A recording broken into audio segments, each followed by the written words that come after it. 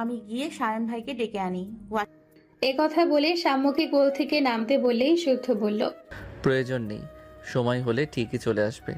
তাছাড়া চোখ থাকতেও যারা অন্ধ তাদের বিশ্বাস সেই, তাই আগেই বলে দিচ্ছি কেউ পড়ে টরে গেলে হসপিটালে যেতে পারবো না আমি। এ কথা শুনে শীতল মুখ বাঁকালো। খোঁচাটা যে তাকেই মারলো বুঝতে বাকি নেই, তবুও শুদ্ধর বারণ অমান্য করে নামতে গেলে শুদ্ধ পুনরায় বলল, বারণ করেছি। ওয়াশরুমে যাব। এ কথা বলে সে শাড়ি সামলে নিচে নামলো। গুটি গুটি সায়নের রুমে গিয়ে দেখলো সায়ন কেবল শাওয়ার নিয়ে বের হয়েছে। তাকে দেখে গাল ভর্তি হেসে বলল, কি রে বনু, শাড়ি পরেছিস? তোর বোনও পরেছে নাকি? শীতল তাড়া দিল, উফ, তাড়াতাড়ি করো ভাইয়া। এই তো হয়ে গেছে। এ কথা বলে সায়ন পাঞ্জাবি খোঁজার যুদ্ধে নামলো, কিন্তু সাদা পাঞ্জাবির খোঁজ মিলল না। সায়নের সাথে শীতলও হন্যে হয়ে খুঁজে একটা দলামলা পাকানো সাদা পাঞ্জাবি খুঁজে পেল। সেটার অবস্থা দেখে শীতল থমথমে মুখে বলল, স্যাপলা মার্কা দুলা ভাই নিব না আমি। কালই গিয়ে রিহানকে আপুর নাম্বার দিয়ে আসবো। এই না, ভুলেও না, তুই না আমার গুড সিস্টার। তাহলে এক্ষুনি এই মুহূর্তে চকচকে স্মার্ট মার্কা দুলা ভাই চাই আমার। তাহলে বোন দিবি তো? ওকে। এ কথা বলে সে কাবার্ড থেকে পাঞ্জাবি বের করলো। সে জানে বাড়িতে না থাকলেও তার ড্রেস ঠিকই রেডি পাবে। শীতলকে আর 2 মিনিট অপেক্ষা করতে বলে সে দ্রুত রেডি হয়ে এলো। চুল ঠিক করলো, পারফিউম স্প্রে করলো। এবার একেবারে পারফেক্ট লুক। এরপর শীতলের সামনে দাঁড়িয়ে ভ্রুজোড়া নাচিয়ে বলল, চলবে? শীতল খিলখিল করে হেসে মাথা নাড়িয়ে জবাব দিল, চলবে না, দৌড়াবে। এবার চলো, নয়তো তোমার জাত্রেল ভাই আবার ঐতিহাসিক লেকচার শুরু করবে। শীতলের কথা শুনে সায়ন হেসে ফেলল। তখন তার মাথায় দুষ্ট বুদ্ধি ভর করলো। সে ফিচেল হেসে বলল, শুদ্ধ আমার ভাই হলে তোর কি হয়? শত্রু? পরম শত্রুকে বসে রাখা বুদ্ধিমানের কাজ। তবে কি দিয়ে বশ করা হয় জানিস? কি দিয়ে? শীতলের পাল্টা প্রশ্ন শুনে সায়ন কিছুক্ষণ চুপ থাকলো। তারপর বলল, ক্ষেত্র বিশেষ ধনুকের তীর মিস হয়ে গেলেও ভালোবাসার তীর কখনো মিস হয়ে যায় না। ট্রাই করে দেখতে পারিস। আর শুদ্ধর বিশেষ গুণ কি জানিস? সে একান্ত কারোর জন্য মরতে রাজি, কিন্তু ছাড়তে রাজি নয়। খুব মারে। জান দিয়ে ভালোবাসতেও জানে। মিথ্যা কথা, তার মন নেই। সে পাষাণ পুরুষ। ওই পাষাণ পুরুষদের মন জয় করতে পারলে এক পৃথিবীর সমান সুখ তোর পায়ের কাছে এনে দেব। আমাকে ভালোবাসবে না ভাইয়া? বাধ্য করবে। বাধ্য করে ভালোবাসা হয়? হয় না, তবে ভালোবাসা দিয়ে ভালোবাসা আদায় করা যায়। যদি না পারি? আমি আছি তোর পাশে। পথ খুব কঠিন। প্রাপ্তি কিন্তু অমূল্য রত্ন। শাঁসা শব্দে গাড়ি চলছে হাইওয়ের উপর দিয়ে। শীতলরা ভাই বোনেরা মজা করতে করতে যাচ্ছে রিসর্টের উদ্দেশ্যে। কখনো তারা একযোগে গান গাইছে, কখনো হই হই করছে, কখনো পেছনের গাড়িকে টেক্কা দিতে পেরে একযোগে হেসে লুটোপুটি খাচ্ছে। এরই মধ্যে পুরনো ঘটনা স্মরণ করে একে ওকে পচাচ্ছে, গাল ফোলাচ্ছে, তো খুনসুটি মারামারি করছে। গাড়ির মধ্যে শুদ্ধ শুধু নিশ্চুপ। সে এক মনে অভিজ্ঞ হাতে গাড়ির হুইল ঘোরাতে ব্যস্ত। কিছু জিজ্ঞাসা করলেও হ্যাঁ নাতে জবাব দিচ্ছে, নতুবা চুপ থাকছে।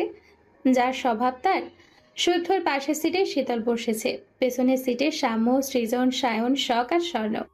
পেছনে বসতে চেয়েছিল, কিন্তু সায়ন ইশারায় স্বর্ণের পাশে বসতে চাওয়ায় সে সামনে বসেছে। সায়নকে সুযোগ দিয়েছে স্বর্ণের পাশে বসতে, কিন্তু এখানে বসে তার দম আটকে আসছে। অস্থির অস্থির লাগছে। শুদ্ধর গায়ের পারফিউমের সুগন্ধ নাকে এসে ধাক্কা দিচ্ছে। ঝাঁক ঝাঁক কথারা পেটে খোঁচাখুচি করলে কণ্ঠস্বর যেন কেউ চেপে ধরে আছে। কম্পিত হাত জোড়া মুঠ করে ধরায় হাতের তালু ঘেমে একাকার। বুকের ভেতরে ধুকপুকানি শব্দটা যেন বেড়েই চলেছে। এসব কেন হচ্ছে? ভয়ে নাকি অন্য কিছু? যদি অন্য কিছু হয় তাহলে সেটা কি? খোলা জানালা দিয়ে বাইরে তাকিয়ে এসবই ভাবছে সে। তবে তার মাথায় ঘুরপাক খাচ্ছে অন্য চিন্তা। বিগত কয়েক মাস যাবৎ সায়ন তাকে শুদ্ধর ব্যাপারে বারবার সিরিয়াস হতে বলছে, নানানভাবে বোঝাচ্ছেও। বোঝানোর মূল কারণ যাতে তার মনে শুদ্ধর প্রতি সফট কর্নার তৈরি হয়। কিন্তু কেন জানি তার সাথে স্বাভাবিক হতে গেলে উল্টো কিছু ঘটে যায়। কথায় কথায় দ্বন্দ্ব লেগে যায়। দ্বন্দ্বের রেশ ধরে মারও খেতে হয়। এমনটা কেন হয়? মনের টান নেই বলে, নাকি জোরপূর্বক সে স্বাভাবিক হওয়ার ভান করে বলে? কিছুক্ষণ আগেও সায়ন ভাই কি সব বলে মনের অশান্তি বাড়িয়ে দিল। ধুর, ভালোই লাগে না এসব। আর কিভাবে শুদ্ধকে বাধ্য করবে সম্পর্কে জড়াতে? শুরুটা করবে বা কি দিয়ে? মানুষটা যে পরিমাণে রাগী, যদি থাপ্পড় মেরে বসে, থাপ্পড় না মারলেও চেলা কাঠ দিয়ে আধমরা ঠিকই করবে। অতঃপর জিজ্ঞাসা করতে পারে, আমার সাথে প্রেম করবি? শখ মিটেছে প্রেম করার? না মিটলেও বল, যত্ন করে বাকি হাড্ডিগুড্ডি ভেঙে প্রেমের ভূত মাথা থেকে নামাই। মনে মনে এসব ভেবে একবার শুদ্ধর দিকে তাকাতেই চোখাচোখি হলো। বিনিময়ে সে মিষ্টি করে হাসলো, কিন্তু হাসির বিনিময়ে শুদ্ধর নজর সরিয়ে সামনে দৃষ্টি নিবদ্ধ করলো। অশান্ত ব্যাঙাচি হঠাৎ শান্ত হয়ে বসে থাকার কারণ খুঁজছিল শুদ্ধ। তাছাড়া সে খুব ভালো করে জানে শীতলের দস্যিপনা মানে সব স্বাভাবিক, আর চুপচাপ থাকা মানেই বুঝতে হবে কোনো জট পাকানোর পায়তারা করছে। সে আবার তাকালো, এবারও চোখাচোখি হলো। শীতল পূর্বের মতো করে হাসলো, তা দেখে শুদ্ধ ভ্রজোড়া কুঁচকে গেল। সন্দেহ আরো প্রবল হলো। একে এখন বকবক করাতে হবে, নতুবা রাগাতে হবে, না হলে পেট থেকে কথা বের করা যাবে না। আর কথা না বের করলে জানা যাবে না মনে মনে কি ঘোট পাকাচ্ছে। তাছাড়া বাড়ি এসে অবধি খেয়াল করেছে সায়নের সাথে গোপন মিটিং চলে শীতলের। সায়ন কি সব বলে আর সে মুখ ভোতা করে শোনে। বলা বাহুল্য, চৌধুরী বাড়ির ছেলে মেয়েদের মাঝে সবচেয়ে বিচ্ছু হচ্ছে শীতল আর সায়ন। এদের পেটে পেটে প্রচুর শয়তানি বুদ্ধি। দুই বিচ্ছু একসাথে গুজুর গুজুর করা মানেই বড় কোনো কেলেঙ্কারির পূর্বাভাস। এসব ভেবে শুদ্ধ বলল, পানি খাবি? না। খারাপ লাগছে? না। তবে পানি খাবো। শুদ্ধ পানি দিল, সেও সময় নিয়ে পানি খেলো। মুখ মুছে বোকা বোকা হাসলো, এরপর বলল, আপনার ফোনটা দিন তো শুদ্ধ ভাই, আমার কি। শুদ্ধ কথা বাড়ালো না, লক খুলে দিল। শীতল ব্যস্ত হাতে নোটপ্যাডে কিছু টাইপ করে শুদ্ধকে দেখালো। সেখানে লেখা, আমার কিছু বলার আছে। শুদ্ধ লেখাটা দেখলো, বলতে অনুমতি দিতেই শীতল ঢোক গিলে কপালে জমা ঘাম মুছে জানালো পরে বলবে। শুদ্ধ আজোরাজোরি করলো না। তখন সাম্য বলল আইসক্রিম খাবে, তার দেখে বাকিরাও জানালো তারাও খাবে। অগত্যা এক সাইডে গাড়ি দাঁড় করিয়ে শুদ্ধই নামলো গাড়ি থেকে। রাস্তা পার হয়ে ওপাশে চলে গেল আইসক্রিম আনতে। শীতলের প্রচুর অস্থির লাগছে, কিছু কথা মনের ভেতর টকবক করে ফুটছে।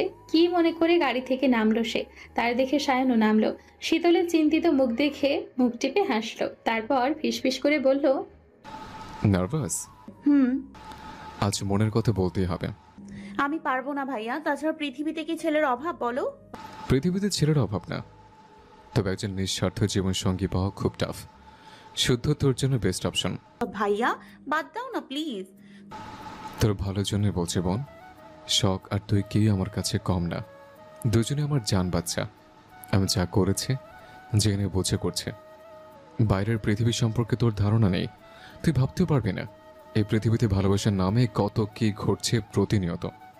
একটা মেয়ের জন্য একজন ছায়াসঙ্গী কতটা জরুরি। ঠিক তো কথা কি জানিস?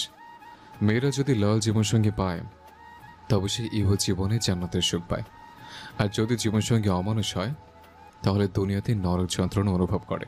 তুমি যেমন আমার ভাইয়া তেমনই শুদ্ধ ভাইয়াও তো। শুদ্ধর আসন বদলে ফেল। আমি শুদ্ধ তোর ভাইয়া, শুদ্ধ নয়। তুমি এরকম কেন করছো ভাইয়া? কেন বুঝছো না ভয় পাচ্ছি আমি? খুব ভয় লাগছে আমার। বাড়িতে জানাজানি হলে আব্বু আম্মু মেরেই ফেলবে আমাকে। তুই শুধু শুদ্ধকে কাবু কর, বাকি সব সেই সামনে নেবে। আমি যেমন তোর বোনের সমস্যা ঢাল হয়ে দাঁড়ায়, তেমনি তোর রক্ষা কবচ হবে শুদ্ধ। আমার কথাটা শোন বোন, আমার আল্লাহর কসম করে বলছে এসবের পেছনে আমার কোনো স্বার্থ নেই। আমি শুধু চাই তোরা ভালো থাক। শুদ্ধ ভাই কেন? আর কেউ কেন নয়? কারণ আমার মতে ওর মতো লয়াল ছেলে তোর জন্য খুঁজে পাবো না। এতদিন তোকে যথাসাধ্য বোঝালাম কে কি কেন কিভাবে, এক প্রশ্নের উত্তর বারবার দিয়েছে। এবার যা করার তোকে করতে হবে। এখন যদি মনে হয় তুই পারবি না তাহলে আমি আর কিছু বলবো না। শুদ্ধ আসছে, আপাতত টপিক চেঞ্জ কর। তবে শীতলই হবে শুদ্ধর সহধর্মিণী। সে তাদের বিয়ে দিবে, নিজে প্রধান সাক্ষী হবে এবং একদিন দেখিয়ে দিবে টম অ্যান্ড জেরি হবে বেস্ট জুটি, বেস্ট কাপল। শুদ্ধকে আসতে দেখে শীতলকে স্বাভাবিক হতে বলে অন্য কথার প্রসঙ্গ টানলো সায়ন। এমন সব কথা বলল শীতল না হেসেও পারল না। তাকে হাসতে দেখে সায়ন হাঁপ ছেড়ে বাঁচল। অতঃপর আইসক্রিম খেতে খেতে তারা হৈ হৈ করে আনন্দে ডুবে গেল। এবার সায়ন সামনের সিটে আর শীতল বসেছে পেছনে বোনদের সাথে। এতক্ষণ চুপ থাকলেও এবার তার খিলখিল হাসি শোনা যাচ্ছে। কিছুক্ষণ চুপ থাকায় যেন চারপাশ কেমন স্তব্ধ হয়ে গিয়েছিল। কি একটা কথায় বোনেরা খুব হাসছে। তাদের এত হাসতে দেখে সায়ন ঘাড় ঘুরিয়ে একবার তাকালো। তারপর আরাম করে বসে মনে মনে আওড়ালো, তোরা সারা জীবন এভাবে হাসি খুশি থাক। তোরা ভালো থাকলে আমিও ভালো থাকবো। আর তোদের ভালো রাখতে যখন যা করার আমি সায়ন তাই করব। শারাফাত চৌধুরী গাড়ির রিসর্টে প্রবেশ করার পর শুদ্ধদের গাড়িও এসে থামলো। একে একে নামলো সবাই। অসম্ভব সুন্দর রিসর্ট, গোছগাছ, ছিমছাম পরিবেশ। শারাফাত চৌধুরী ভেবেছিলেন ছোট করেই হয়তো আয়োজন করা হবে, কিন্তু এসে হতবাক হয়ে গেছেন। কারণ সায়ন শুদ্ধ বিশাল আয়োজন করেছে। অনেক পরিচয় মুখের দেখা পাচ্ছেন। শ্বশুর বাড়ির লোক সহ বিজনেস পার্টনাররাও এসেছে। সকলে ওনাকে হাসি মুখে অভিনন্দন জানাচ্ছেন, ফুলের বুকে তুলে দিচ্ছেন। এমনকি ওনার বসার আসন করেছে রাজকীয়ভাবে। কোথায় উনি ছেলেদের বিয়েতে এসব করে তাক লাগিয়ে দিবেন তা না, বরং ওনার বিয়েতে ছেলেরা এসব করে হতবাক করে দিচ্ছেন। কি কাণ্ড, কি কাণ্ড! তারপর বাড়ির মেয়ে বউয়ের শুদ্ধ ভিআইপি আসনে বসালো। কারো কিছু প্রয়োজন হলে তাকে জানাতে বলল। কত চেনা মুখ এসে কথা বলছে শুদ্ধ ও সায়নের সাথে। বুক মিলিয়ে কোলাকুলি করছে। ওরাও হাসি মুখে অতিথির সাথে কথা বলছে। শীতল জোসের গ্লাস হাতে নিয়ে শুদ্ধকে খেয়াল করছে। মানুষটা সবার সাথে হাসি মুখে কথা বলে, শুধু তার সাথে কথা বলতে গেলে যেন হাসিই ফুরিয়ে যায়। তারও একদিন সময় আসবে, তখন সব শোধ তুলবে। এসব ভাবতে ভাবতে তার মুখের হাসি চওড়া হলো। মনের ভেতর সমস্ত ভয় হাওয়ায় উড়িয়ে দিল। এতক্ষণ চেপে থাকা চঞ্চলতা আবার যেন ফিরে এলো। চেয়ার থেকে উঠে দাঁড়ালো, তারপর বড় আব্বুর পাশে গিয়ে বসলো। শারাফাত চৌধুরী হাসি মুখে তাকালে ফিসফিস করে বলল, বড়ব্বু, আমি কিন্তু বরযাত্রী, আমাকে যেন 2টা রোস্ট দেয়া হয়। ফিসফিস করে বলা কথাটা আশেপাশে সবাই শুনে ফেলল। অতঃপর অট্ট হাসিতে ফেটে পড়ল সকলে, মজাও করলো অনেকে। এরপর বিয়ের কাজ সম্পূর্ণ হলো এবং বাড়ির ছেলেরা হলো মেয়ে অর্থাৎ সিতারার প্রধান সাক্ষী, আর মেয়েরা হলো শারাফাত অর্থাৎ বরপক্ষের মূল সাক্ষী। এই মুহূর্তটা এত চমৎকারভাবে কাটলো যেন সবটাই স্বপ্ন। আর স্বপ্নটাকে স্মৃতিচারণে সহায়তা করতে হলো ফটোশ্যুট হলো।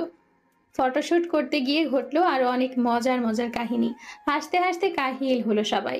তন্মধ্যে শুধু বর বউয়ের ছবি তোলার সময় ক্যামেরা ম্যান জানালো একটু ক্লোজ হয়ে দাঁড়াতে, অথচ এত মানুষের সামনে শারাফাত সিতারা যেন একটু লজ্জায় পাচ্ছিল।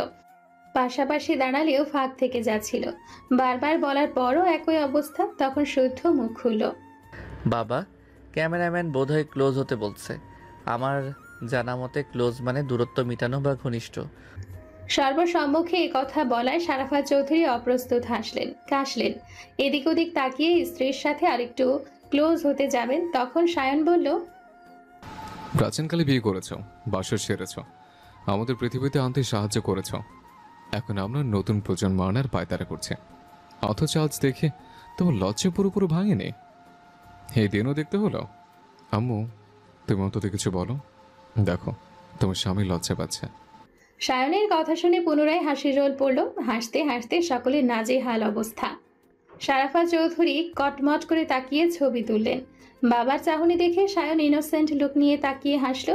ভাবখানা এমন, তার মতো নিষ্পাপ ছেলে হয়ই না, সে নাদান বাচ্চা। এ কদিনে হলো পৃথিবীতে এসেছে। এরপর চৌধুরী নিবাসের সদস্যদের একসাথে অনেক ছবি তোলা হলো। শারাফাত 3 কন্যাকে নিয়ে ছবি তুললেন। গুণধর পুত্ররাও বাদ গেল না। ভাইরা আদরের বোনদের সাথে ছবি তুলল। চমৎকার এক একটা দৃশ্য। ঠিক করা হলো সবাই একসাথে দাঁড়ানো ছবিটাই বড় করে বাধাই করে ড্রয়িং রুমে রাখবে। এরপর খাওয়া দাওয়ার পর্ব এলো। সবাই খেতে বসলো। বড়রা একদিকে আর ভাই বোনেরা সবাই এক টেবিলে। ওয়েটার খাবার বেড়ে দিতে এলে শুদ্ধ তাকে যেতে বলে নিজেই সবাইকে খাবার সার্ভ করে দিল। প্রত্যেকটা পদ যত্ন করে তুলে দিল ভাই বোনেদের প্লেটে। কে কোন খাবারটা পছন্দ করে সে অবগত। সবাইকে একে একে দিয়ে শীতলের প্লেটে হাড়ওয়ালা মাংস তুলে দিল। বিড়াল স্বভাবের শীতল হাড়গোড় খেতে পছন্দ করে। সবাইকে দিয়ে নিজে বসতে সায়ন শুদ্ধর প্লেট সাজিয়ে সামনে এগিয়ে দিল। শুদ্ধ ঘাড় ঘুরিয়ে তাকালো বড় ভাইয়ের দিকে। সায়ন খেতে ইশারা করে নিজে খেতে শুরু করলো। ক্ষুধায় পেট চো চো করায় সবাই খাচ্ছে। সায়ন হঠাৎ পরপর আরো 2 পিস রোস্ট শুদ্ধর প্লেটে তুলে দিল। শুদ্ধ ভ্রুকুচকে তাকালে সায়ন বলল, ছোট ছোট টুকরো করে শীতলের প্লেটে তুলে দে। রোজ খেতে গিয়ে আমার বোনের লিপস্টিক নষ্ট হয়ে যেতে পারে। তোমার বোন তুমি দাও। এ কথা শুনে সায়ন ভ্রু কুচকালো। তারপর অতি সন্তর্পণে তার পাশে বসা স্বর্ণকে ইশারা করে বলল, আমি তোর বোনকে দিচ্ছি, তুই আমার বোনকে দে। সদ্বোধ। তাদের দুই ভাইয়ের ফিসফিস কথা কেউ খেয়াল করেনি। বোনেরা খেতে খেতে তখনকার ছবি তোলা নিয়ে গল্প করছিল। সাম্য সৃজন বোরহানির গ্লাস ফাঁকা করতে ব্যস্ত। শুদ্ধ আর কথা বাড়ালো না, মাংসের ছোট টুকরো শীতলের প্লেটে তুলে দিতে থাকলো। শীতল মুখ তুলে তাকালো, খুশি হলো। তবে কিছু বলতে গেলে শুদ্ধ বলল, দ্রুত খাওয়া শেষ করো, নয়তো এখানে রেখেই চলে যাব। শুদ্ধর কথা শুনে শীতল দাঁত কপাটি বের করে হাসলো, তারপর জবাব দিল, যান, আপনাকেই নিতে আসতে হবে। রাইস দেব? না। স্যালাড? না। পানি? না। তাহলে মুখের দিকে তাকিয়ে না থেকে খাওয়া শেষ করো। হুম। শীতলের হঠাৎ সায়নের দিকে নজর পড়ল। সায়ন মিটিমিটি হাসছে। ওর আর বুঝতে বাকি রইল না, বড় মহারাজ আবার কলকাঠি নেড়েছে। তবে শুদ্ধকে জ্বালানোর সুযোগও মিস করলো না। শুদ্ধ মাংসের টুকরো দিতেই থাকলো, সে খেতেই থাকলো। দুটো জায়গায় 3টে রোস্ট খাওয়াও শেষ। 4 নাম্বার চলমান। শুদ্ধ নিজের খাবারে খেয়ে দাঁতে দাঁত চেপে শীতলের প্লেটে মাংসের টুকরো দিতে দিতে বলল, কত বছরের অনাহারি তুই? খবরদার বলছি, খবরদার খোটা দিবেন না। বড় আব্বুকে বলে দিব কিন্তু। বল, এক্ষুনি বল, না বললে থাপড়ে গাল ফাটিয়ে দেব বেয়াদব। যান, খাবই না আর। খাবার নষ্ট হোক, তারপর দেখ তোর অবস্থা কি করি। খেলেও বকছেন না, আবার খেলেও বকছেন। সমস্যা কি আপনার? শেষ কর। তারপর খাওয়া দাওয়ার পর্ব শেষ করলো তারা। এদিকে সময়ের শেষের দিকে মেহমানরা অনেকেই চলে গেছেন। ওনারাও যাওয়ার জন্য কেবল পার্কিং লটে দাঁড়িয়েছেন। এরই মধ্যে সায়ন শুদ্ধর কথা কাটাকাটি সবার কানে গেল। দুই ভাইয়ের হঠাৎ কি হলো কেউ কিছুই বুঝলেন না। শুদ্ধ যে প্রচন্ড রেগেছে, তার হাতে থাকা কোল্ড ড্রিঙ্কসের ক্যান ছুঁড়ে মারা দেখে সবাই বুঝলো। ওদিক ফাঁকা, আশেপাশেও তেমন কেউ নেই। শুদ্ধ সহজে রাগে না, সচরাচর তাকে সহজে রাখতে দেখা যায় না। কিন্তু যখন রাগে, যার উপর রাগে তার জীবনে ঝড় তুলে দিতে বিন্দু মাত্র কার্পণ্য বোধ করে না। এতক্ষণ তো সব ঠিকই ছিল। হঠাৎ কি হলো যে দুই ভাই রণমূর্তি রূপ ধারণ করলো? দুই ভাইয়ের কথা সিরিয়াস হয়ে যাচ্ছে দেখে সারাফাত ও সাফওয়ান চৌধুরী এগিয়ে গেলেন। শুদ্ধ অগ্নি চোখে তাকিয়ে আছে বড় ভাইয়ের দিকে, তবে সায়ন হাসছে। আর এই হাসি শুদ্ধ রাগের মাত্রা শতগুণ বাড়ালো। সে কাউকেই কিছু বলার সুযোগ না দিয়ে গাড়ি ছাড়াই হনহন করে সেখান থেকে বেরিয়ে গেল। না কারো ডাক শুনলো, না কেউ তাকে থামাতে পারলো। সায়নকে জিজ্ঞাসা করলেও কোনো জবাব পাওয়া গেল না। এরপর অনেকগুলো গিফট বক্স গাড়িতে তুলে বাকিদের থেকে বিদায় নিয়ে ওনারা বাড়ির উদ্দেশ্যে বেরিয়ে পড়ল। এদিকে সিদ্দিকের অবস্থা পাগলা কুকুরের মতো। ছেলেকে কোনো মতেই জামিন করাতে পারেননি উনি। এই উকিল তো সেই উকিল, কেউই কেস নিচ্ছে না। কেন নিচ্ছে না এর জবাব এখনো মিলেনি। ছেলেটা দেশে এসেই ফেসে গেছে। কতবার বারণ করেছিলেন চোখ কান খোলা রেখে চলতে। ওনার চারপাশে শত্রুপক্ষ হিজগিজ করছে, কিন্তু ছেলে কর্ণপাতই করেনি। এদিকে কনকের ধর্ষিত বোনটা মারা গেছে। কনক এখন নিজে যেন ভেঙে পড়া কলা গাছ। তাকে দিয়ে কোনো চাল চালাবে সেই সুযোগ নেই, কিন্তু থেমে থাকলে হবে না। উনি কাটা হাত পাগুলো দেখেছেন, কাটার ধরন দেখে চিনতে অসুবিধে হয়নি এ কাজ আজমের। সায়নের ডান হাত আজম, অর্থাৎ সায়নই এসব ঘটিয়েছে। ভেবেছিলেন ছেলেটাকে কদিন প্রাণপণে উঠতে দিবেন, বন্দির আগে মুক্তির স্বাদ নেবেন। কিন্তু এই ছেলে আজকাল যা করছে, মনে হচ্ছে এখনই ছাই দিয়ে খপ করে ধরতে হবে, যাতে পিছলে যেতে না পারে। এসব ভেবে সে কল করলো ইয়াসির নামে সেভ করা নাম্বারে। কিন্তু কল রিসিভ হলেও কেউ কথা বলল না। শুধু শোনা গেল কোনো মেয়ের চাপা গোঙানোর সুর, কান্নার শব্দ। একটু পর কল কেটে মেসেজ এলো, ডোন্ট ডিস্টার্ব পার্টনার, চরম মুডে আসি। মুড নষ্ট হলে তোমার মেয়ে বউকে দিয়ে আমার মুড উঠাবে বলে দিলাম। মেসেজ পড়ে রাগে সিদ্দিকের পুরো শরীর জ্বলে উঠল। হাতে ফোনটা শক্ত করে চেপে ধরে দত্তে দত চেপে বলল, এয়ারপোর্ট থেকে বেরিয়ে কেবল রাস্তায় এসে দাঁড়িয়েছে রুবাব। সুদর্শন যুবকটাকে দেখে অনেকেই ঘুরে ঘুরে তাকাচ্ছে। পরনের পোশাকে স্পষ্ট উচ্চ বংশের ছেলে সে। হাঁটার স্টাইল নজর কাড়া। হাতে থাকা নামি দামি ওয়াচে টাইম দেখে বারবার তাকাচ্ছে নক্ষত্র ভরা আকাশবাণী। চলমান শিপে থাকাকালীন বারবার আকাশ দেখে। আকাশের রং দেখে অবস্থা বোঝার চেষ্টা করে। সেটাই আজকাল অভ্যেস হয়ে দাঁড়িয়েছে। এদিকে সন্ধ্যের আজান হয়েছে, 1 ঘন্টা পেরিয়ে গেছে। ধরনের বুকে নেমেছে গাঢ় অন্ধকার। ঘড়িতে তখন কটা হবে? 7:30টার মতো। যানজটে রাস্তায় জ্যাম বেঁধেছে। যানজটও তার ভালো লাগছে। আপন দেশ বলে হয়তো। সে পুনরায় আকাশের দিকে তাকিয়ে বুক ভরে শ্বাস টানল। দেশে ফিরল প্রায় 7 মাস পর। কাউকে বলে না আসায় গাড়ি আসেনি বাড়ি থেকে। উবারই শেষ ভরসা। আর দাঁড়িয়ে না থেকে দুই হাতে দুই ট্রলি নিয়ে সামনে এগোতেই একটা গাড়ি এসে থামলো তার সামনে। এভাবে গাড়ি থামায় বিরক্তও হলো। দুটো গালি ছুঁড়ে মারার আগেই গাড়িতে বসা একজন মুখ বাড়িয়ে জিজ্ঞাসা করলো, আপনি কি রুবার ভাই? জি, আপনাকে তো ঠিক চিনলাম না। শুদ্ধ ভাই আমারে পাঠাইছে, গাড়িতে উঠা আহেন, যাইতে যাইতে কথা হইব নে। শুদ্ধ পাঠিয়েছে? যে আমি তো আসার কথা কাউকে জানাইনি, তাহলে জানলো কিভাবে? আমি কইতাম কেমনে? আমারে খালি ফোন দিয়া কইল আপনারে যেন চৌধুরী বাড়িতে পৌঁছায় দিই। ওকে। মুখে এ কথা বললেও ফোন বের করে চেক করলো শুদ্ধর মেসেজ এসেছে কিনা। যার তার গাড়িতে ওঠা যাবে না, কারণ বিপদ বলে কয়ে আসে না। সে দেশে থাকে না মানে দেশের অবস্থার কথা জানে না তা কিন্তু নয়। হ্যাঁ, মেসেজ এসছে, তাহলে যাওয়া যায়। তারপর আজমের সাথে গল্প করতে করতে সে রওনা হলো চৌধুরী বাড়ির উদ্দেশ্যে। সারাদিন বিয়ের ঝামেলা শেষে ক্লান্ত দেখে বাসায় ফিরেছে সবাই। শুদ্ধর সাথে সায়নের কিছু একটা নিয়ে খুব কথা কাটাকাটি হয়েছে, তবে সায়ন ভাইয়ের কথাই হেসেছে। হাসতে হাসতে গড়াগড়ি খাওয়ার অবস্থা তার। ভাইকে হাসতে দেখে শুদ্ধ রাগে জেদে সবার আগে রিসর্ট থেকে বাসায় এসে ফ্রেশ হতে ওয়াশরুমে ঢুকেছে। শাওয়ারের নিচে দাঁড়িয়েও রাগে গা কাঁপছে তার। এর কারণও শীতল। সব দোষ ওই বেয়াদবটার। আজ সারা দিন তাকে জ্বালিয়ে মেরেছে, আর এসব ভুলভাল কাজে ওকে উস্কে দিয়েছে সায়ন। ভালোবাসার জীবাণু টিবাণু বলে আজয়রা সব যুক্তি দিয়ে ব্রেন ওয়াশ করেছে গাধিটার। কদিন ধরেই হচ্ছে এসব। মাথামোটা গাধিটাও সেসব ব্রেনে ঢুকিয়ে তাকে জ্বালাচ্ছে। যখনই শীতলের দিকে তাকিয়েছে তখনই দেখে শীতল আগে থেকেই তার দিকে তাকিয়ে আছে। মানে হয় এসবে। সে সময় নিয়ে শাওয়ার নিয়ে বের হতে দেখে শীতল বিছানায় বসে আছে। পরনে অনিয়ন কালারের শাড়ি, খোলা চুল, কপালে ছোট্ট একটা কালো টিপ। দুপুর থেকে মাথায় হিজাব পরা থাকলেও এখন এলো চুল। ওকে দেখে শুদ্ধ খাটের নিচে থাকা চালাকাতটা নিয়ে এক বাড়ি বসিয়ে দিল শীতলের বাহুতে। শীতল উফ মা বলে কুকিয়ে উঠল।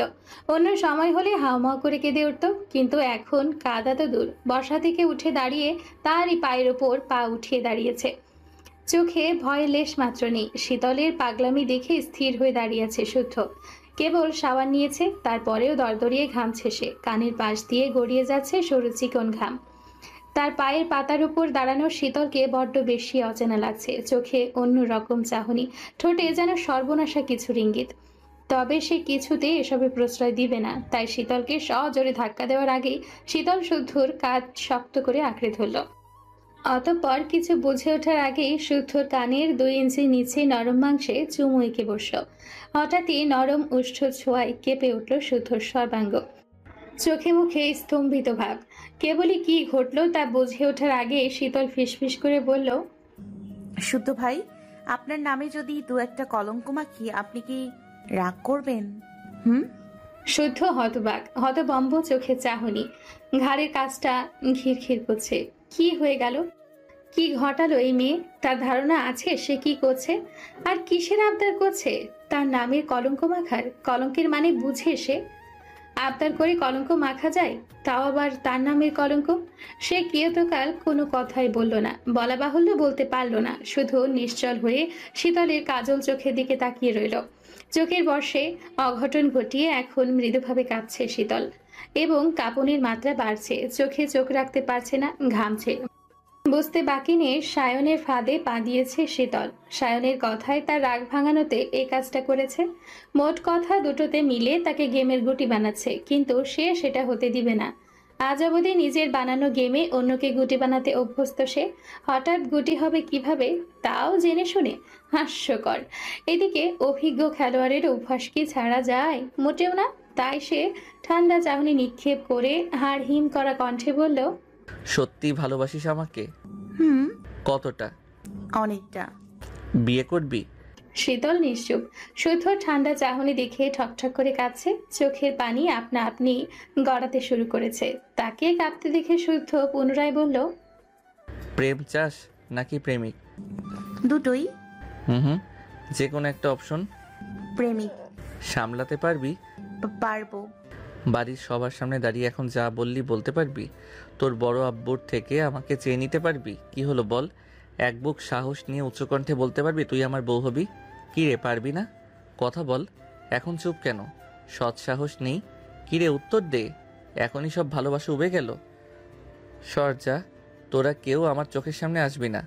আজকের পর থেকে তোরা আমার কেউ না, কেউ না। যারা অকারণে আমার ইমোশন নিয়ে খেলতে চায়, মিথ্যা ভালোবাসার দাবি নিয়ে এসে আমাকে ফাঁদে ফেলে চরমভাবে দুর্বল করতে চায়, তারা আমার কেউ হতেই পারে না। এ কথা বলে শীতলকে নিজের থেকে সরিয়ে বাইকের চাবি নিয়ে হন হন করে রুম থেকে বেরিয়ে গেল। গ্যারেজ থেকে বাইকটা নিয়ে বের হতে সায়নের সাথে মুখোমুখি হলো। সায়ন কিছু বলতে গেলে বাইকের গতি দ্বিগুণ বাড়িয়ে পাশ কাটিয়ে চলে গেল। শুদ্ধর থমথমে মুখ দেখে সায়ন ও শিট বলে ছুটল বাড়ির দিকে। প্রাণপণে ছুটে তার বাইকের চাবিটা নিয়ে সেও বাইক ছোটালো রাগান্বিত ভাইয়ের পেছন পেছন। বাইকের গতি বাড়িয়েছে সায়নও। কিছু দূর গিয়ে দূর থেকে এসে শুদ্ধকে একটু দেখতে পেল। শুদ্ধর বাইকের স্পিড দেখে সায়নের কাল ঘাম ছুটে গেল। ভাই যে বড্ড খেপেছে, এখন এই পাগলাকে থামাবে কিভাবে?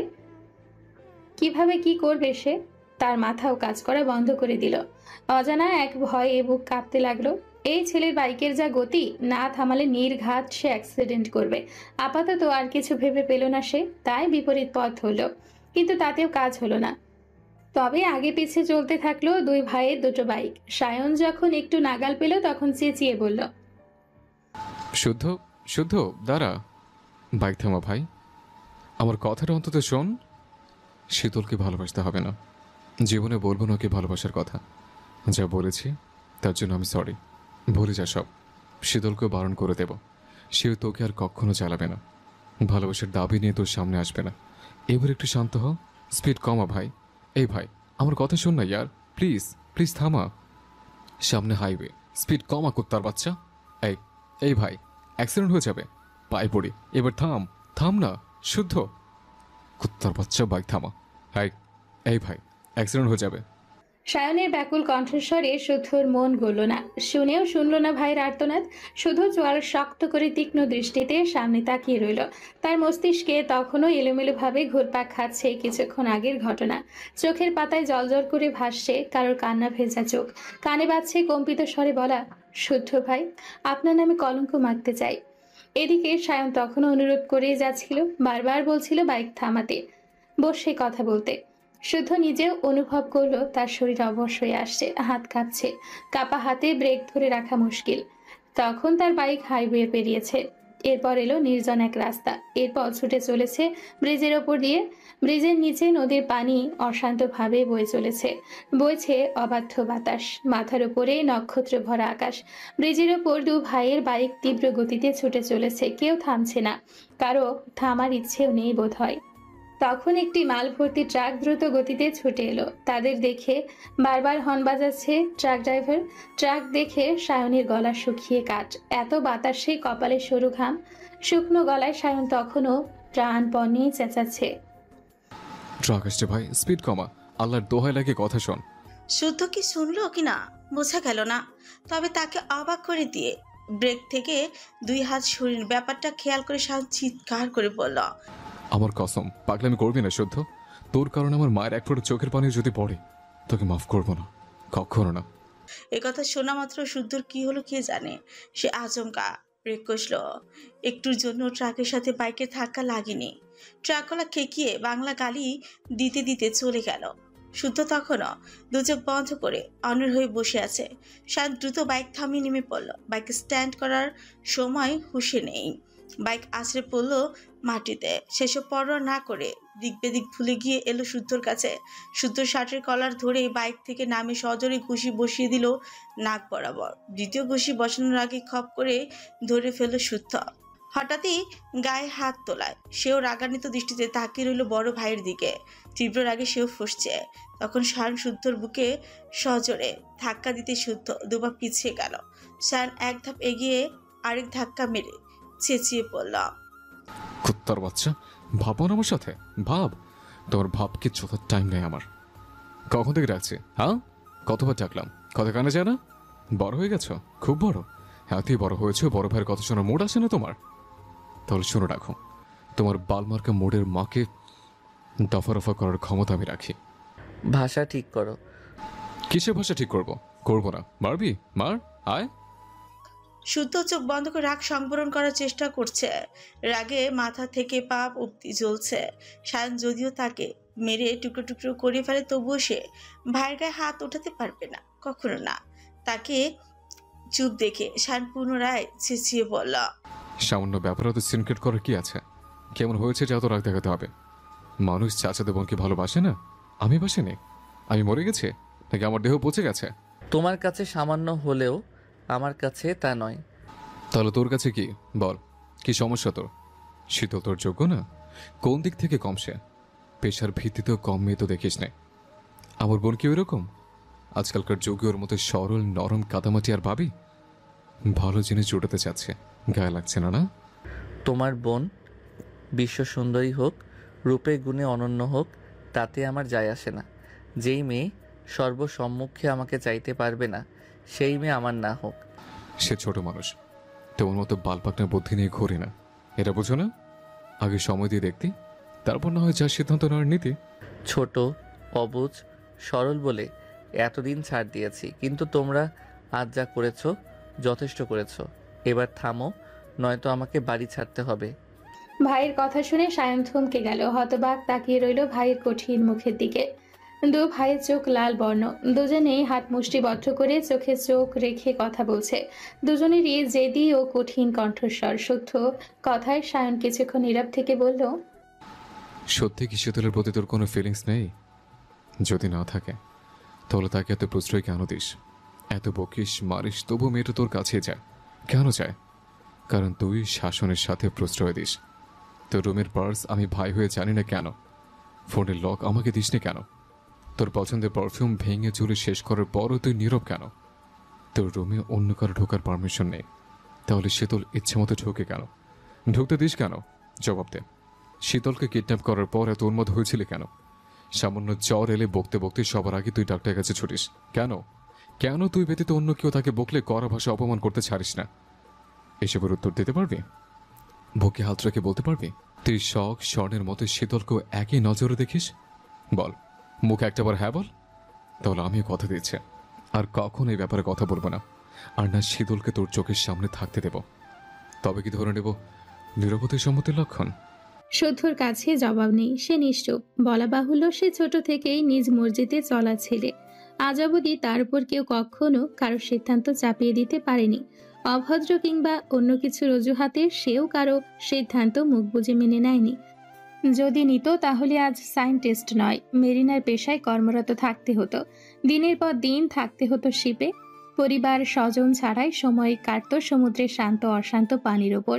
অথচ সে বরাবরই চাইতো সায়েন্টিস্ট হতে। নতুন কিছু তৈরির নেশা তাকে জেকে ধরত, কিছু করার জন্য হাত নিষ্পিস করত। মোট কথা, সে বরাবরই একরোখা জেদি। যা করবে ঠিক করে, করেই ছাড়ে।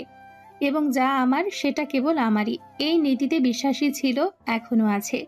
যেখানে সে অন্যের মতের ভিত্তিতে কখনো এক পা ফেলেনি, সেখানে জীবনসঙ্গী বাছাইয়ের ক্ষেত্রে তা মানবে কেন?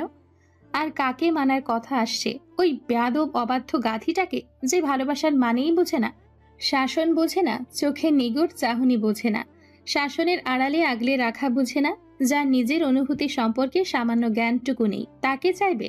তাকে না, কখনো না। মোদ্দা কথা, যে মেয়ে মুখ ফুটে তাকে চাইতে পারে না, যার চোখে মুখে বিন্দু পরিমাণ ভালোবাসার লেশ মাত্র থাকে না, যে বাবা মারের ভয়ে ভালোবাসার কথা জানাতে ভয় পায়, পিছিয়ে যায়, তাকে চাইবে সে? তাহলে বলতেই হয় এটা ভুল ধারণা, কারণ সে সস্তা না। তাকে পেতে হলে অবশ্যই সর্বসম্মুখে দাঁড়িয়ে মুখ ফুটে চাইতে হবে, চোখে চোখ রেখে বলতে হবে শুদ্ধ ভালোবাসি। নয়তো তাকে পাওয়া তার জন্য অসম্ভবই। বলা বাহুল্য, আজ যদি কেউ এক ফোঁটা শুদ্ধ ভালোবাসার দাবি নিয়ে মুখোমুখি দাঁড়াতো, আর সে যদি তা অনুভব করতে পারত ওই ভালোবাসাটুকু, তাহলে সে চাওয়ার আগেই নিজেকে বিলিয়ে দিত। শুধু পরিবার নয়, পুরো পৃথিবী দুই হাতে সামলে নেওয়ার দায়িত্ব নিত। কিন্তু তা হয়নি। কি হয়েছে? কেউ মিথ্যা ভালোবাসার দাবি নিয়ে সামনে এসেছে, যেখানে ভালোবাসা, ভরসা, বিশ্বাস বলে কিছুই ছিল না। তাহলে কেন গ্রহণ করবে মিথ্যে ভালোবাসা? সে কি এতই ঠুনকো, নাকি এতই সস্তা? পৃথিবীর বুকে এমন কেউ আছে যে মিথ্যে ভালোবাসার কথা জেনেও গ্রহণ করে, কিংবা করতে পারবে? তাও আবার এসবে সাহায্য করে তারই বড় ভাই। সেও একবারও ভাবলো না এভাবে ভালোবাসা হয় না। এসব সম্পূর্ণ মনের ব্যাপার, দু একদিনের কোনো গেম নয়। ভাবনার মতো জীবন এত সহজও নয়। মন এত বোকা নয় যে ওকে ভালোবাসা বললেই ভালোবাসা হয়ে গেল। এরা যা করেছে মোটেও ভালো করেনি, মোটেও না। মনে মনে এসব ভেবে শুদ্ধ বাইকের ওপর বসতেই সায়ন তার বাইকের চাবি কেড়ে থমথমে সুরে বলল, কথা শেষ করে যা। কিসের কথা? সমস্যা কি তোর? আমার কোনো সমস্যা নেই। তাহলে জবাব দিয়ে যা। চাবি দাও। শীতলকে মেনে নেয়। এত কিছু বলার পরও শুদ্ধ নীরবতার সহ্য হলো না সায়নের। সে পকেট হাতড়ে তার ফোন বের করে আজকে তোলা শীতলের একটা ছবি বের করলো। তারপর সেই ছবির ওপর শুদ্ধর এক হাত চেপে ধরে তেজি সুরে বলল, এবার বল, ভালোবাসিস না? তার প্রতি কোনো ফিলিংস কাজ করে না? যদি মিথ্যা বলিস তাহলে শীতল যেখানে থাকুক, যে অবস্থাতেই থাকুক, ধরফরিয়ে মরুক, আমি গিয়ে দাফন করবো তাকে। এ কথা শুনে শুদ্ধ হাত ছাড়াতে গেলে সায়নের জেদটা যেন বেড়ে গেল। সে শুদ্ধর হাতটা আরো শক্ত করে চেপে ধরলো। সে উত্তর জেনেই ছাড়বে। ভাইয়ের ছেলে মানুষই দেখে শুদ্ধ বিরক্ত হলো। তবে কোনোভাবেই তার হাতটা শীতলের ছবির ওপর ধরে রাখা গেল না। এবার উত্তরও সুস্পষ্ট। সায়ন বুঝে আচমকা হো হো করে হেসে উঠল। হাসতে হাসতে মাটিতে বসে পড়ল। চোরের ধর্ম চুরি করে বলা, আমি চুরি করিনি, অথচ তলে তলে সে কেটে বসে থাকে। অবশ্য চোরের ধর্মে একটু হেরফের না হয়ে এক পক্ষে ভালোই হয়েছে। নতুবা ভাজা মাছটি উল্টে খেতে জানে না, এই প্রবাদটির একটু হলেও কদর কমে যেত। সে খুব ভালো করে জানে এই ছেলে ভাঙবে তবু মচকাবে না। হঠাৎ কিছু মনে হতেই সায়ন তড়িৎ বেগে দাঁড়িয়ে গেল। এগিয়ে এসে শক্ত করে জড়িয়ে ধরল শুদ্ধকে। ইস, তখন রাগের মাথায় মেরে বকে দিয়েছে। পরক্ষণে শুদ্ধর গালে চুমুকে বলল, সরি ভাই। শুদ্ধ বিরক্ত মুখে নিজেকে ছাড়িয়ে বাইকের চাবি নিয়ে ওর বাইক স্টার্ট করলো। তাকে যাওয়ার প্রস্তুতি নিতে দেখে সায়নও হাসতে হাসতে বাইক টেনে তুলে তারপর ধীরে সুস্থে বাইক স্টার্ট করলো।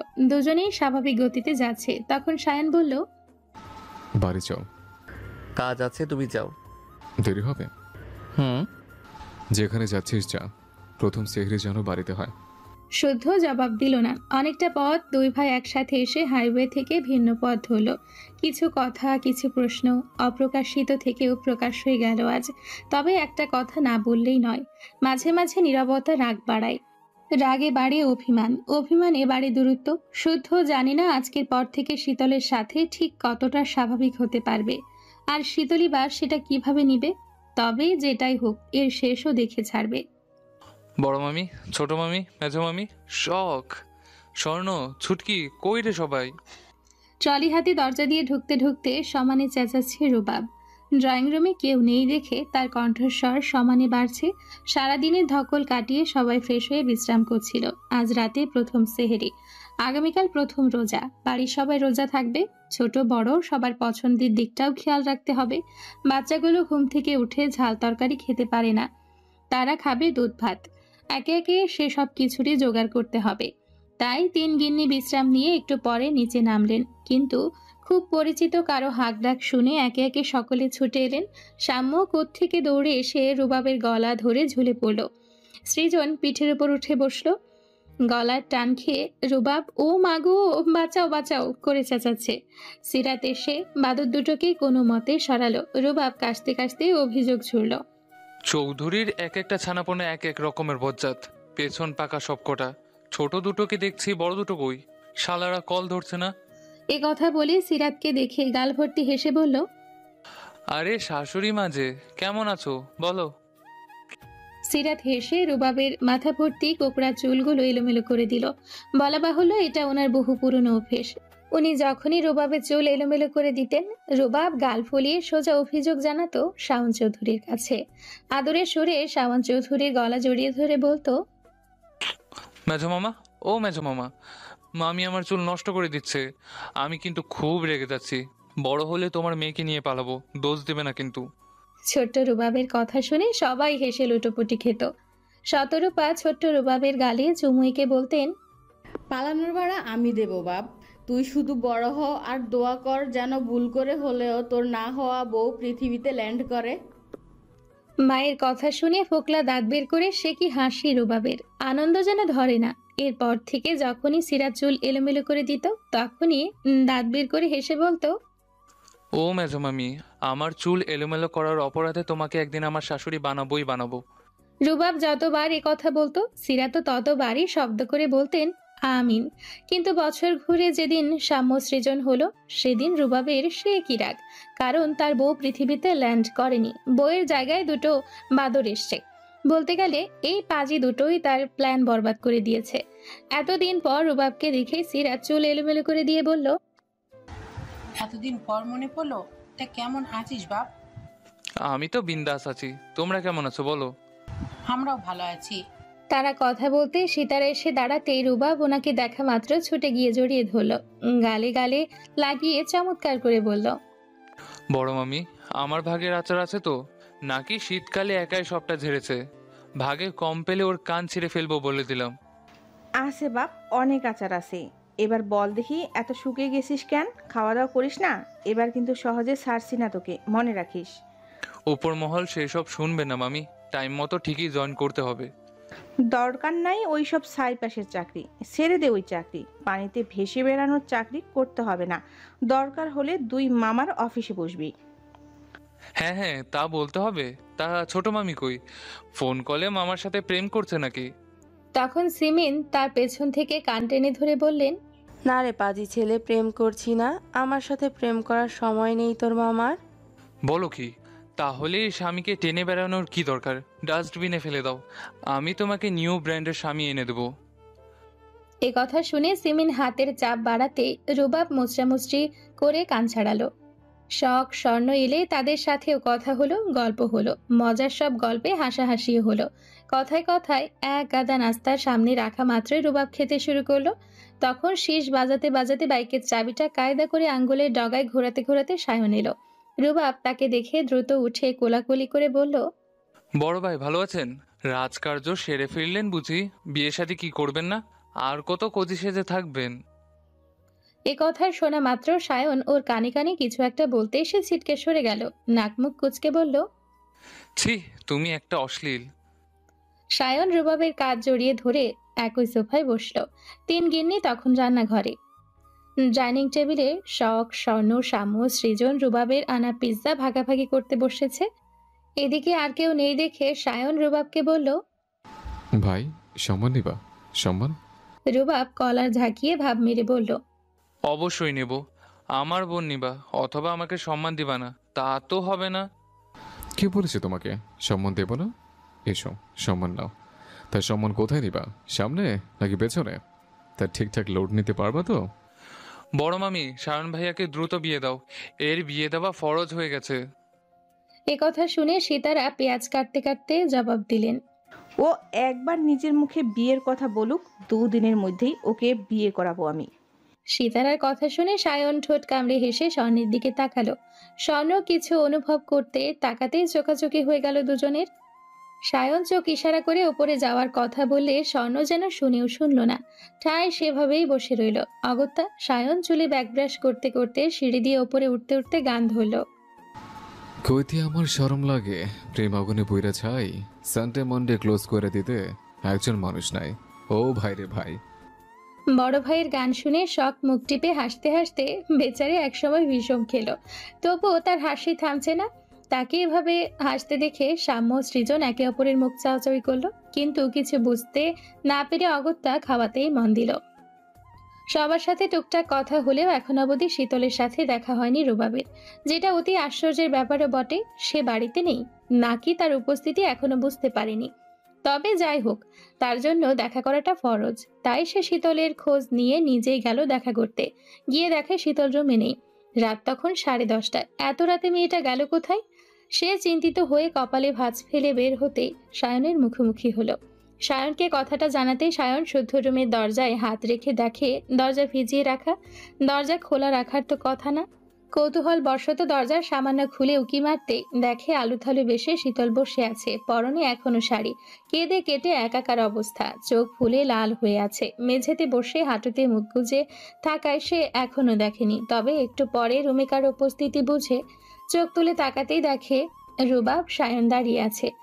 তাদের দেখা মাত্রই শীতল ঠোঁট উল্টে ভ্যা ভ্যা করে কেঁদেই দিল। কান্না দমকে কথা বলতেও পারছে না সে। সায়ন দ্রুত হাঁটু গেড়ে বসে তার মাথায় হাত বুলিয়ে বলল, কি হয়েছে পাখি, কাঁদছিস কেন? রুবাবও বসলো, সেও ভ্রু কুঁচকে তাকিয়ে আছে। তারপর সায়নের থেকে শীতলকে ছাড়িয়ে আলতো করে শীতলের দু চোখের পানি মুছে দিল। তারপর মাথা নাড়িয়ে কাঁদতে বারণ করে বলল, কি হয়েছে চুটকি, বল আমাকে। শুদ্ধ ভাই, ওর সাথে কথা হয়েছে আমার, জরুরি কাজ পড়ে গেছে, ফিরতে দেরি হবে। রেগে আছে খুব। রাগিয়েছিস কেন? তোকে শিখিয়ে দিই একটা, তুই করিস আর একটা। তোমার কথা মতোই তো কানে 2 ইঞ্চি নিচে কিস করলাম, তাতেই তো আরো রেগে গেল। এ কথা শুনে সায়ন ভ্রু কুঁচকে তাকালো রুবাবের দিকে। কি এলো থেকে? সে তো এসব করতে বলেনি। ওয়েট ওয়েট, শীতল শুদ্ধকে কিস করেছে? কিন্তু এই বুদ্ধি কে দিল? সে এবার বিস্ময় ভরা দৃষ্টিতে শুধালো, কি কি বললি? আবার বল, তুই ভাইকে কিস করেছিস? শীতল মুখ কাচুমাচু করে সম্মতির সূচক মাথা নাড়িয়ে ফোপাতে ফোপাতে বলল, রুবাব রুবাব ভাইয়াই তো শিখিয়ে দিল। আমি তো রাজি ছিলাম না, কিন্তু ভাইয়া বলল এটা করলে শুদ্ধ ভাই দ্রুত পটে যাবে, পটে গেলে আমার মিশন সাকসেস হবে। এতক্ষণে সায়ন বুঝলো শুদ্ধ রাগের কারণ। যেখানে ভালোবাসার শুরুই হয়নি সেখানে এসব। আর শুদ্ধ যে ব্যক্তিত্বের ছেলে, সে কখনো এসব ছ্যাঁচড়ামি পছন্দ করবে না, এটা তো জানা কথা। সায়ন এবার রুবাবের দিকে তাকিয়ে দাঁত কটমট করে বলল, শালা বলদ, কি করেছিস সেটা? আমাকে একবার জানাতে পারলি না? রুবাবও দাঁত খিসমিস করে বলল, আমি কি করে জানবো ওই শালা এতটা রেগে যাবে? কোনো মেয়ে যদি ভালোবাসার কথা বলে কিস করে, আমি তো কুপোকাত। আমি আমার কথা ভেবে বুদ্ধিটা দিয়েছিলাম, কে জানতো পাছা উল্টে যাবে। সায়ন দীর্ঘশ্বাস ফেলল। সে শীতলের মাথায় হাত রেখে আদুরে সুরে ডাকলো, শীতল, জান বাচ্চা আমার, এভাবে কাঁদে না পাখি, আমরা তোর সাথে আছি না? শুদ্ধ ভাই খুব কষ্ট পেয়েছে ভাইয়া। তা পেয়েছে। শোন, আজ থেকে আমরা আর কোনো প্ল্যান করব না, সব সময়ের হাতে ছেড়ে দেব। এরপর যা হয় হবে, কেমন? কিন্তু আর কোনো কিন্তু না। ধরে নে আমাদের মিশন সাকসেস। সাকসেস কিভাবে? আমি ওনাকে পটাতে পারলাম না, ভালোবাসার জীবাণু শুদ্ধ ভাইয়ের রন্ধে রন্ধে ছড়াতে পারলাম না, আর প্রাপ্তি হিসেবে তাকেও তো পেলাম না। ওই যে বললাম না, সময় কথা বলবে। ঠিক আছে, তাহলে শুদ্ধ ভাই ফিরলে কি আমি সরি বলবো? আমি সরি বলবো, ভাইয়া খুব রেগে আছে আমার উপর। তা বলতে পারিস। শীতল ঘাড় কাত করে তাদের কথায় সম্মতি জানালো। শুদ্ধ ওভাবে রেগে বেরিয়ে যাওয়ার পর থেকে তার মন ভার হয়ে আছে, কেঁদে কেটে যাচ্ছে তাই অবস্থা। অপরাধ বোধ কাজ করছে নিজের মধ্যে, বুঝতেও পারছে মিথ্যে ভালোবাসার দাবি নিয়ে শুদ্ধর সামনে দাঁড়ানো উচিত হয়নি তার। কেননা মিথ্যে ভালোবাসা বিষের মতো। শুদ্ধ ভাই বুঝে নিয়েছে হয়তো, এই জন্য রাগ দেখিয়ে চলে গেল। কিন্তু গেল কেন? তাকে মারতো, মেরে ওর ভুল ধরিয়ে দিতে পারত, বরাবরের মতো একটু বকতে পারত, ধমকাতে পারত। এতদিন শুদ্ধর মারা বকা ধমকানোই কষ্ট পেত, অথচ আজ এসব না করাতে এত কষ্ট পাচ্ছে। এসব ভেবে তার চোখের পানি ঝরঝর করে গড়িয়ে গেল। আবার ওকে কাঁদতে দেখে দুই ভাই উথলা হয়ে গেল। শীতল সায়ন আর রুবাবের হাত দুটো আঁকড়ে ধরে ফোপাতে ফোপাতে বলল, কিভাবে সত্যি সত্যি ভালোবাসতে হয়, সত্যিকারের ভালোবাসা কেমন হয়, প্লিজ শেখাও আমাকে। আমি শিখতে চাই ভাইয়া। আমার বারবার মনে হচ্ছে আমি শুদ্ধ ভাইয়াকে খুব কষ্ট দিয়ে ফেলেছি, বড্ড ভুল করেছি। এই ভুল শোধরাতে হবে আমাকে। রুবাব সায়নের দিকে তাকালে তাদের চোখাচোখি হলো। তারা শীতলকে বোঝালো, ভালোবাসা শেখানো যায় না পাগলি, এটা মনের কারবার। একদিন মন বলে দেবে তুই কাউকে ভালোবাসিস, যার দেখা পাওয়ার জন্য ছটফট করবে, যার কথা শোনার জন্য ব্যাকুল হয়ে থাকবে। হাজার হাজার লক্ষ কোটি মানুষের ভিড়ে তোর দু চোখ খুব প্রিয় একটা মুখে খুঁজে বেড়াবে, তার হাসিতে আনন্দরা ঝুমঝুম করবে, আবার তার সামান্য কষ্টে বুকটা তুমড়ে মুচড়ে যাবে।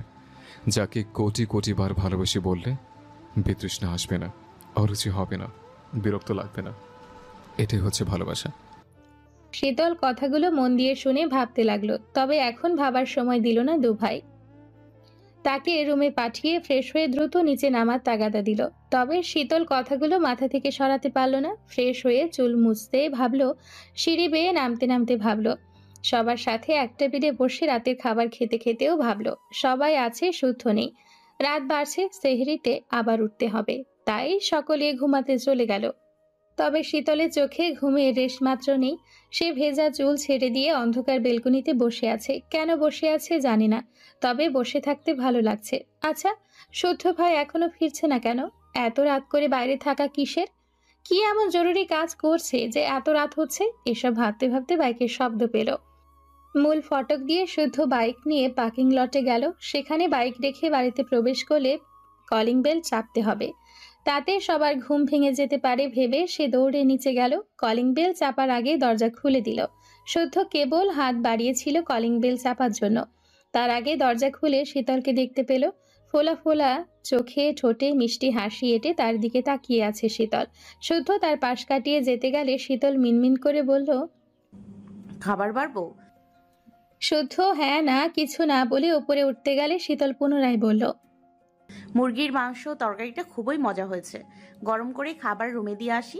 এবারও শুদ্ধ নীরবে সিঁড়ি দিয়ে উপরে চলে গেল। শীতল ছলছল চোখে তাকিয়ে সেও শুদ্ধর পিছু পিছু যেতে যেতে আবার ডাকলো, শুদ্ধ ভাই। শুদ্ধ নিজের রুমের সামনে দাঁড়িয়ে পার্স দিয়ে দরজা খুলে ভেতরে ঢুকে গেল। একবার পেছন ফিরে তাকালে দেখা পেত অপরাধ বোধে কাতর হওয়া এক মানবীকে। সে অশ্রু ভেজা চোখে তার দিকে তাকিয়ে আছে। শুদ্ধ চলে গেলে শীতলের মনে পড়ল সরি বলা হয়নি।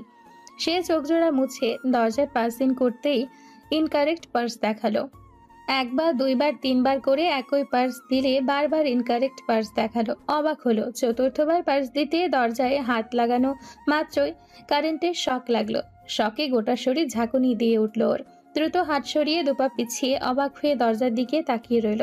আগে কখনো এমন হয়নি। একবার পার্স দেওয়া মাত্রই দরজা খুলে যেত। তবে কি পার্স বদলে দিয়েছে শুদ্ধ ভাই? কিন্তু পার্স বদলালো কেন? তাকে রুমে ঢুকতে দিবে না তাই? ছোট একটা ভুলের কারণে এত বড় শাস্তি? এভাবে কি দূরে সরিয়ে দিবে?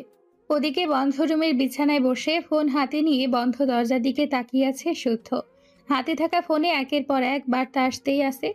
বারবার ভুল পার্স ইন করায় কারেন্টের শক লেগে পার্স ইন করা থেমে গেছে। শীতল থামতেই নোটিফিকেশন আসাও থেমে গেছে। শুদ্ধ নোটিফিকেশনের দিকে তাকিয়ে মলিন হাসল। শক খেয়ে খুব বেশি কষ্ট পেল নাকি? পেলে পাক, মাঝে মাঝে কষ্ট পাওয়া ভালো। নিজে একটু কষ্ট অনুভব করলে অন্যের কষ্টটা খুব সহজে উপলব্ধি করতে পারবে। তাছাড়া কেবল তো শুরু। এসব ভেবে সে ফোনটা বিছানার উপর ঢিল ছুঁড়ে ফেলল। তারপর দুই হাতে মাথার চুল খামচে ধরে বিড়বিড় করে আওড়ালো, সোনা যত পোড়ানো হয় তত নাকি খাঁটি হয়। আজকে থেকে তোকে পোড়ানোর দায়িত্ব আমার। আমাকে চাওয়ার কথায় যেভাবে পিছিয়ে গেলি, একদিন তুই নিজেই সর্বসম্মুখে আমাকে চেয়ে নিবি। চাইতেই হবে, মিলিয়ে নিস। আমি চাইতে বাধ্য করব তোকে। যদি না পারি না, তবে আমার নামও সোয়াইব শুদ্ধ নয়। রেডি থাক চৌধুরী কন্যা, রেডি থাক। ঘড়িতে সময় 3টা বেজে 45 মিনিট। অ্যালার্মের শব্দে একে একে ঘুম থেকে উঠেছেন 3 চৌধুরী গিন্নি। 3 যা কাজ গুছিয়ে হাতে হাতে গরম খাবার এনে রাখছেন ডাইনিং টেবিলে। মাঝে মাঝে ডাকছেন ঘুমে মগ্ন ছেলে মেয়েদের, কিন্তু কারোরই ওঠার নাম নেই। ডাকাডাকিতে একে একে উঠে পড়েছেন সারাফাত ও সায়ান চৌধুরী। বসেছে ড্রয়িং রুমে। এভাবে বসে থাকলে সময় যাবে না, তাই টিভি ছাড়তেই দেখলেন একটা চ্যানেলে বড় বড় পাহাড় দেখাচ্ছে। সেসব পাহাড়ে নবী ও সাহাবি কতদিন থেকেছিলেন, কেন থেকেছিলেন সেসব দেখানো হচ্ছে। দু ভাই সোফায় বসে মনোযোগ সহকারে তা দেখছেন। আজকে প্রথম সেহেরি। সবাই একসাথে সেহেরি করলেও থাকছেন না শাহাদাত চৌধুরী। ভাইয়ের কথার স্মরণ হতেই মন ভার হলো ওনাদের। ভাইটা চাকরির কারণে থাকতে পারে না। শাওয়ান চৌধুরী আর না ভেবে কল দিলেন শাহাদাত চৌধুরীকে। রিসিভ হতে ফোনের ডিসপ্লেতে ভেসে উঠল শাহাদাত চৌধুরীর হাস্যোজ্জ্বল মুখ। উনিও ফ্রেশ হয়ে ফোন হাতে নিয়েছিলেন ফোন দেওয়ার জন্য। ভাইয়ের কল পেয়ে খুব খুশিও হয়েছেন বটে। ওনারা কথা বলার মাঝে শখ গিয়ে দাঁড়ালো। বাবার হাত থেকে ফোনটা নিয়ে কথা বলল ছোট চাচুর সাথে। আবদার করলো একসাথে ইফতার করবে। শাহাদাত চৌধুরী আদরের সুরে জানালেন অবশ্যই চেষ্টা করবেন। তারপর 3 ভাই আর কিছুক্ষণ কথা বলে কল কাটলেন। শখকে দেখে সীতারা বললেন বাকিদেরকে ডেকে আনতে। ঘুম থেকে উঠে ছেলে মেয়েগুলো ভাত গিলতে পারে না, ধীরে ধীরে খাবে না হয়। এত বড় দিন কিছু না খেলে কিভাবে হবে? শখ মায়ের কথা শুনে দোতলায় গিয়ে স্বর্ণকে ডাকলো। এরপর ঘুম কাতুরে শীতলকে ডেকে ওয়াশরুমে পাঠিয়ে এরপর ডাকলো শুদ্ধ আর সায়নকে। নয়তো দেখা যেত পাজি মেয়ে আবার ঘুমিয়ে পড়েছে। দোতলায় একে একে সবাইকে ডেকে গেল গেস্ট রুমে। রুবাব গেস্ট রুমে ঘুমোচ্ছে। তাকে কয়েকবার ডেকে এরপর এসে বসলো ডাইনিং টেবিলে। ডাকাডাকির পর ফ্রেশ হয়ে একে একে এসে বসলো ডাইনিং টেবিলের চেয়ারে।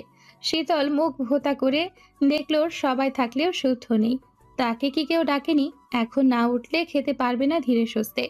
এসব ভেবে ডাকার জন্য উঠতে গেলে দেখে শুদ্ধ নামছে সিঁড়ি দিয়ে। তার চোখে মুখে ঘুম জড়িয়ে আছে। গোসল দিয়েছে নাকি? চুল ভেজা কেন? ভোরবেলা গোসল দেয় কোন পাগলে?